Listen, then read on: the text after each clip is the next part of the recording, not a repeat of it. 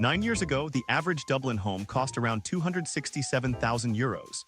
By early 2024, asking prices in many parts of the city were well into the €300,000 €400,000 range. And by 2025, they've pushed even higher, putting ownership out of reach for many. Rents have more than doubled in the past decade, while wages have stayed largely flat. Each year, the rate of population growth runs several times faster than new home completions, tightening the squeeze. Entire generations now see home ownership as a distant prospect. How did the story of economic success turn into one of exclusion? From Celtic tiger to housing trap. In the late 1990s and early 2000s, Ireland was promoted as an example of how quickly a small nation could transform its economy. The period now called the Celtic tiger delivered some of the fastest GDP growth rates in Europe. Overseas investment poured in, wages climbed, and buying a home was a realistic goal for most working households. Affordable living and the promise of stability were part of the draw. Yet today, that same growth story has produced a very different reality, one where the distribution of its benefits has tilted sharply and is now at the heart of Ireland's housing crisis. At the time, a skilled trade or an early role in the growing tech sector could pay enough to buy a home within commuting distance of major cities. Mortgage lending rules were relatively straightforward, and many single-income households could manage a mortgage, bills, and still save. Now, while Ireland ranks among the highest in GDP per capita in the EU, incomes for ordinary workers have not kept pace.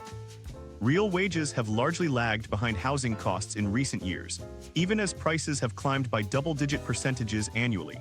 Economic growth has concentrated in sectors and asset markets that push living costs higher rather than making life more affordable.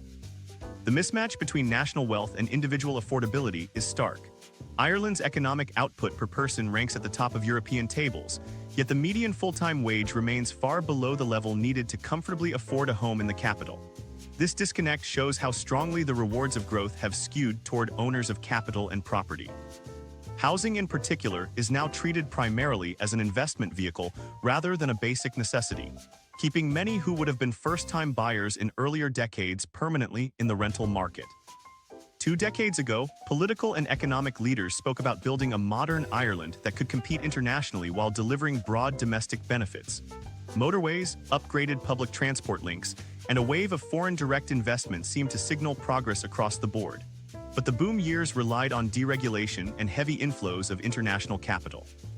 After the 2008 crash, construction output collapsed and never returned to a level that matched the surge in jobs and immigration during the recovery.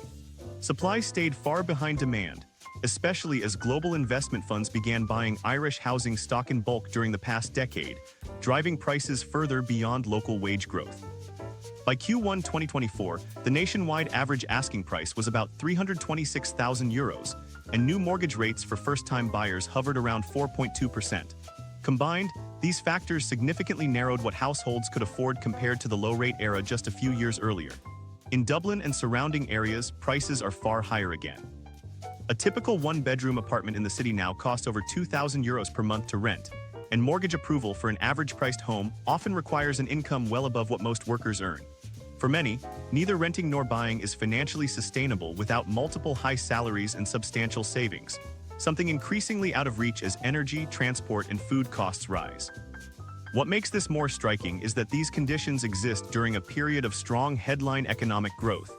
The Celtic tiger proved Ireland could reframe its global economic position quickly, but the years since have shown that, without policy to counterbalance the effects, rapid growth can deepen structural problems.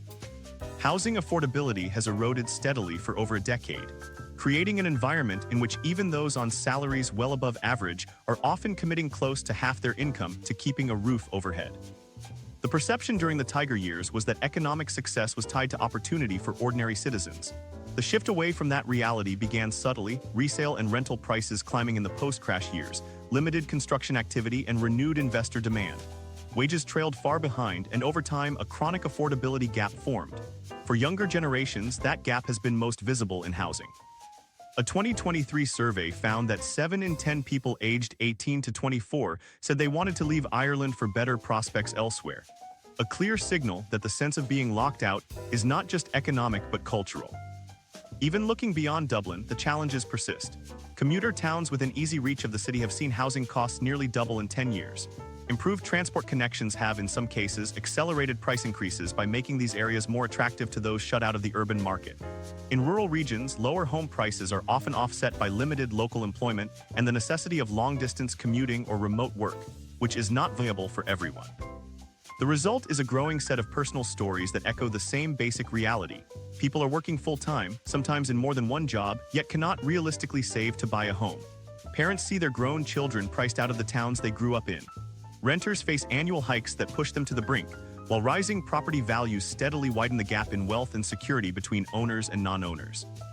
For advocates of Ireland's open, high-growth model, these outcomes present a difficult truth. Strong GDP headlines do not guarantee better living standards for the majority. Wealth indicators alone say little about whether an economy is serving its citizens effectively.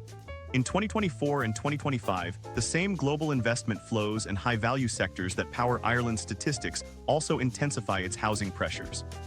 High salaries in certain industries fuel demand and competition, overseas capital turns homes into financial assets, and years of insufficient building magnify the shortfall. The forces once credited with Ireland's transformation are now central to its housing problems. Foreign direct investment, a strong global reputation, and standout GDP per capita remain features of the economy. But for much of the population, especially the young, they no longer translate into the chance to settle, buy a home, and plan a future here.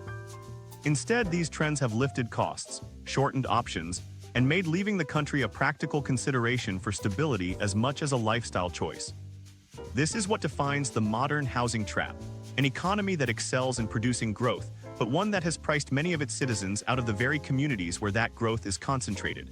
And while the structural roots run deep, the pressures are most visible in the realities of day-to-day housing costs, the numbers that no one living here can afford to ignore.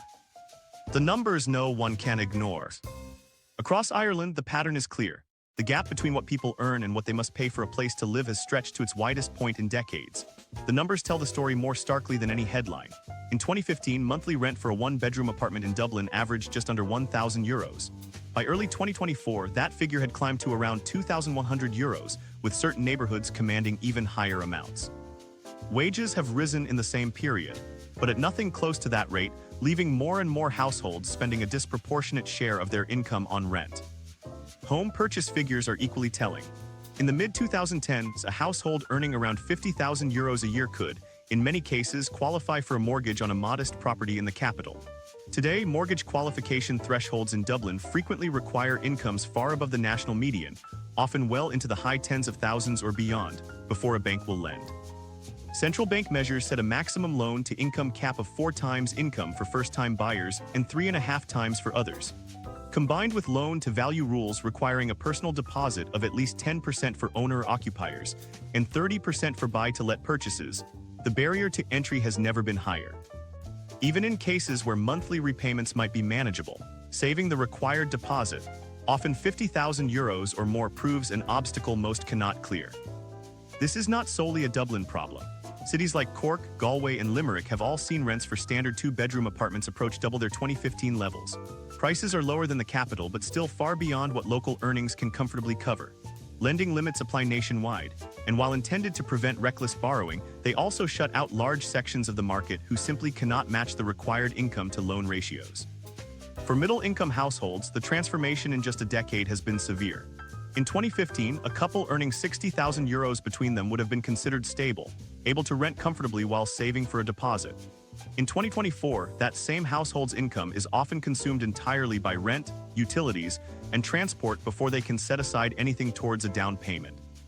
Factor in sharply rising costs for childcare, insurance, and energy, and even well-paid professionals often find themselves unable to make meaningful progress toward ownership. Would you expect a mid-career professional on €60,000 to afford a 2-bed in Dublin today? The answer, in most cases, is no. Set the wage and housing cost figures side by side and the contrast is immediate. House prices and rents have risen far faster than wages since the mid-2010s. Graph it, and one line rises slowly while the other climbs steeply. This breaks the old assumption that steady work naturally leads to home ownership over time. For many younger than 40, that assumption no longer holds. Affordability indices from recent years confirm the shift. While exact figures vary between datasets, they consistently show conditions at or near historic lows, with Dublin markedly less affordable than a decade ago. Even those on combined household incomes above average often find they fall short of the threshold needed to purchase in the capital. Unsurprisingly, the number of first-time buyers has flattened, and the typical age of purchase has drifted into the late 30s. Owning property is no longer a guarantee of mobility within the market. Homeowners aiming to upgrade often face such a large jump in prices that moving becomes as daunting as entering for the first time. For renters, limited stock and upward-only lease reviews mean that shifting to a new property frequently brings a sharp rise in monthly payments. Many choose to remain in unsuitable or overcrowded homes simply to avoid the financial shock of moving. The shortfall in social housing delivery deepens the imbalance.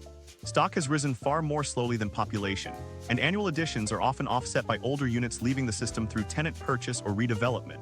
In several counties, waiting lists run to many years, sometimes stretching beyond a decade for larger family units.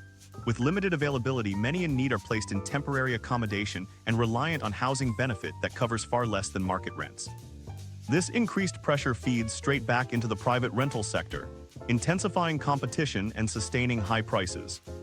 Living comfortably in Dublin, covering rent or a mortgage, bills, transport, food, and a modest savings plan now demands an income that is far above what most earn.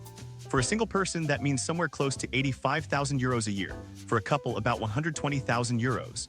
Meanwhile, the average full-time wage remains below €50,000 in 2025. For households on €40,000 or €50,000, the arithmetic simply doesn't work without merging incomes across multiple adults, or surrendering more than half of earnings to housing costs. For younger people just starting out, the climb is steeper still.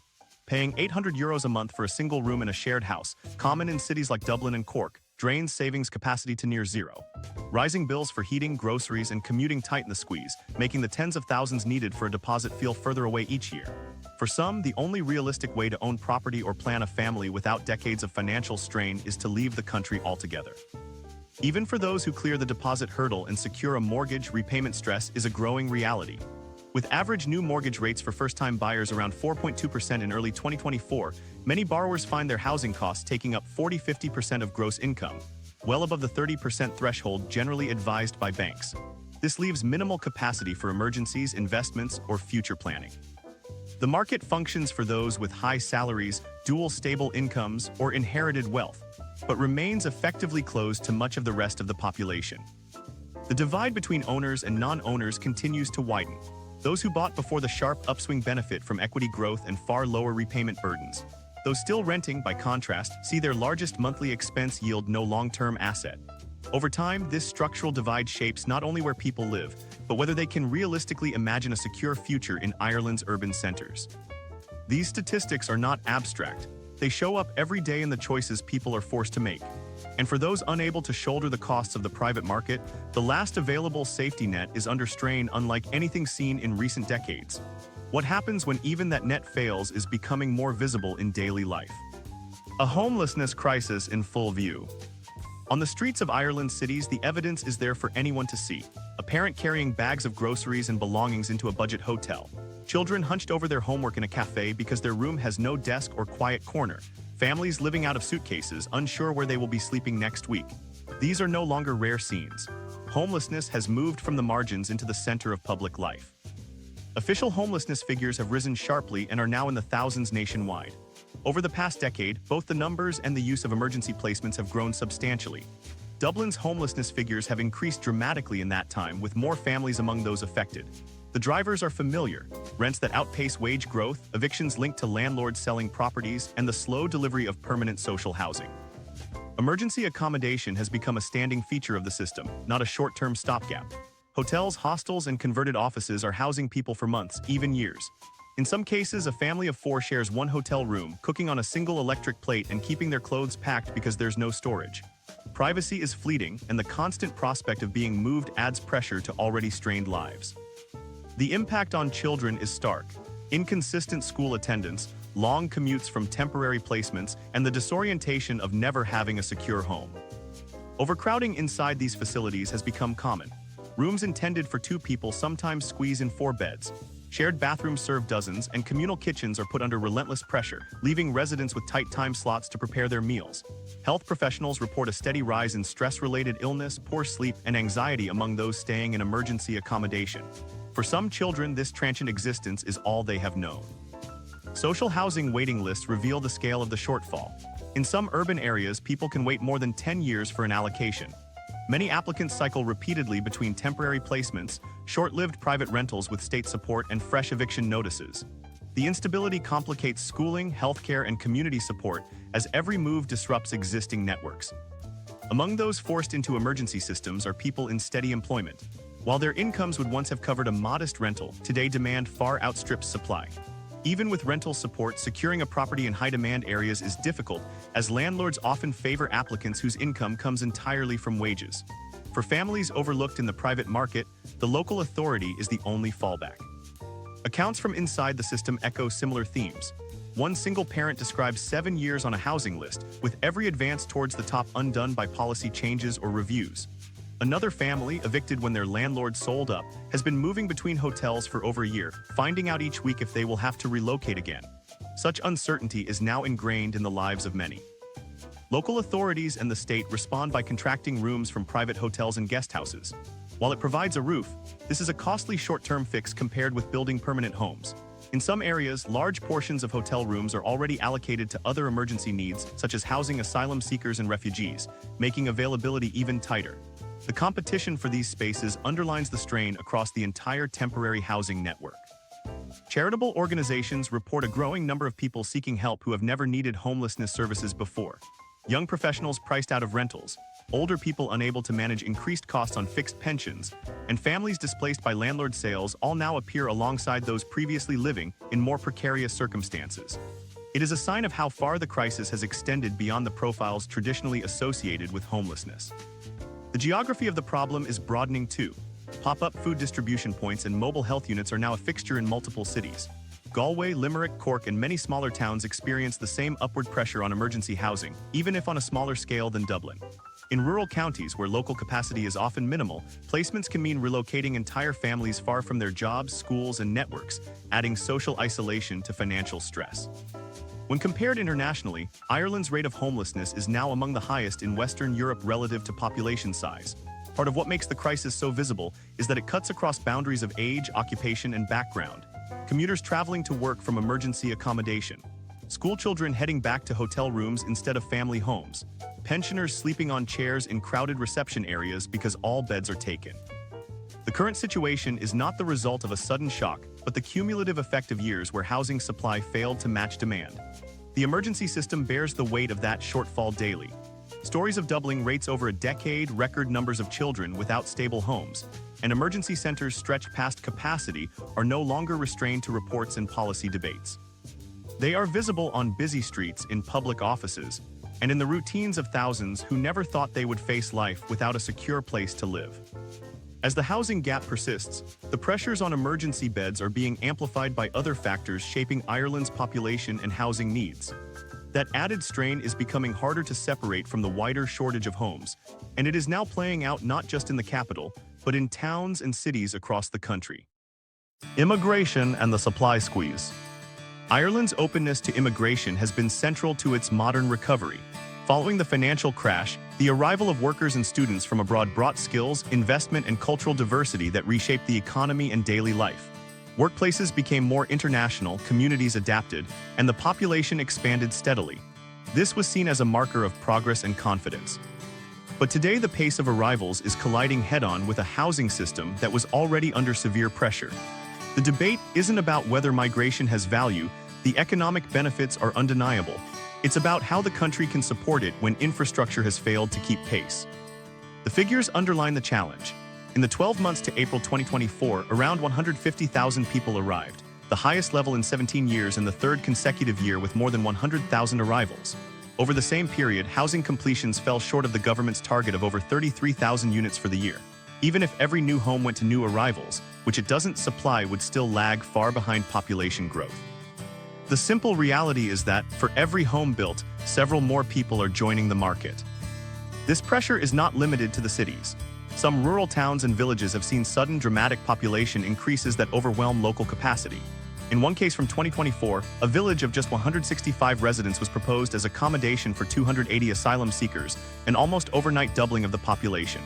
While such moves come with long-term integration plans, the short-term strain on housing, schools, and transport can be immediate. Public services in these areas often operate with only enough capacity for the existing population. A primary school near its limit may have to create temporary classrooms. Local GPs already booked out see waitlists lengthen. In many rural areas, public transport is limited to a handful of buses a day, inadequate for new residents without cars. Emergency funding can be provided, but it cannot match the speed of population change, forcing reliance on temporary measures that paper over deeper shortages. The impact extends directly into the housing market. In regional towns with small private rental sectors, a single property listing might attract dozens of applications from both locals and newcomers. Long-term residents can find themselves priced out, while new arrivals often face equally tight competition.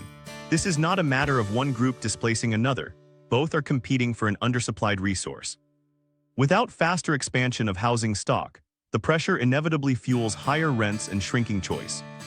Migration has always brought benefits beyond economics, and successful integration is not just about finding somewhere to live. New residents need schools for their children, access to healthcare, and pathways into the workforce.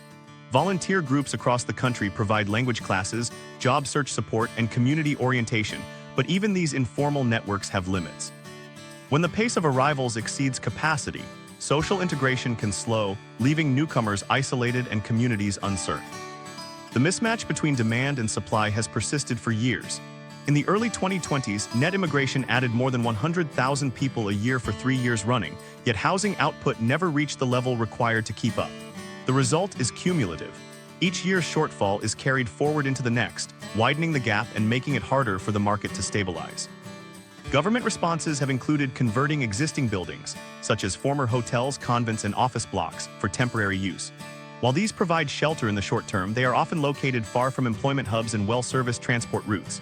For asylum seekers still awaiting status decisions, restrictions on accessing the labor market mean skills can be underused, slowing both individual progress and community benefit.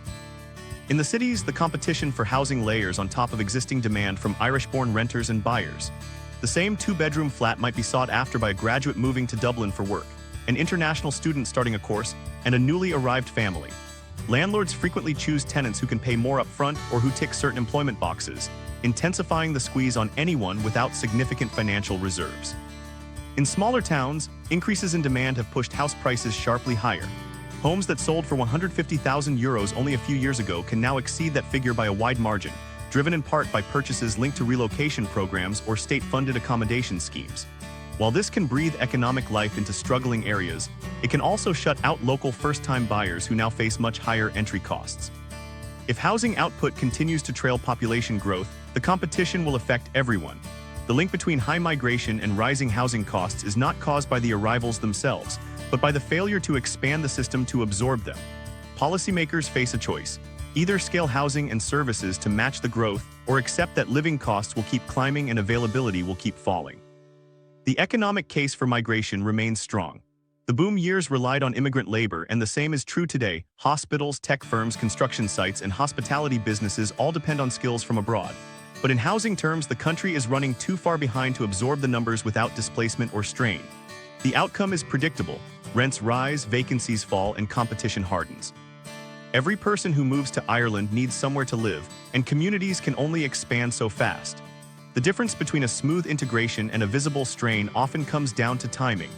When arrivals consistently outnumber new homes, the shortfall compounds year after year, putting additional pressure on both the private and public housing sectors. This growing imbalance is shaping everyday experiences across the country, from bidding wars for rental properties to packed classrooms and overstretched GP clinics. And it's altering how people view their own prospects in Ireland. For some, the conversation is no longer about waiting for the situation to improve, but about whether to build their lives elsewhere. Young and leavings. Among younger adults, the conversation is increasingly about whether staying in Ireland makes sense at all. A 2023 survey found that 7 in 10 people aged 18 to 24 wanted to leave the country for better opportunities elsewhere.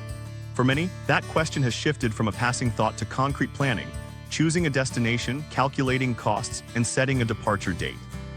The motivation is not the old pull of adventure or a year abroad experience, but a calculation about stability, whether they can realistically secure a home and a decent standard of living here.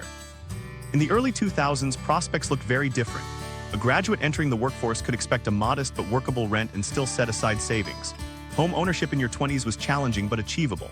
The legacy of the mass immigration of the 1980s and early 1990s felt firmly in the past. Popular narratives celebrated returning migrants, first home purchases, and the idea that starting your adult life in Ireland was not only possible but normal. Political and social expectations centered on retaining young talent rather than watching it leave. 2 decades on, those assumptions have unraveled. A recent graduate from Galway offered €38,000 to work in Dublin might find that rent for a single room in a shared flat is €900 or more each month before bills. That means more than half of take-home pay going to rent alone, with little left for saving or emergencies. For many, comparable jobs abroad come with similar or higher wages but far lower accommodation costs, making relocation an obvious choice. Australia, Canada, and parts of mainland Europe, where the same work leaves breathing room in a monthly budget, remain top destinations. Some examples illustrate the pattern. In one composite case based on accounts shared with us, a nurse left Limerick for Vancouver. Her salary was broadly the same, but the difference in housing was stark. In Ireland, most of her income went to a cramped apartment and long commutes after shift work. In Canada, she could rent a 1-bedroom apartment, cover living expenses, and save for a deposit. Stability came not from higher pay, but from manageable housing costs and better conditions. These situations are not limited to any one sector. Finance and tech workers in Dublin report that rent, commuting, and essentials leave them with less spending capacity than as students. Skilled trades, early career teachers, hospitality staff, and healthcare workers all feature in the outflow. The deciding factor is often whether owning a home in Ireland within the next decade feels realistic. For many, it does not. Ireland has one of the highest GDP per capita measures in Europe, yet many young workers find housing costs outstrip wages. That disconnect is driving departures. There are immediate economic consequences. Skill shortages are emerging or deepening in certain fields. Hospitals work harder to retain younger staff, specialist firms advertise roles for months, and apprenticeship places in trades remain unfilled.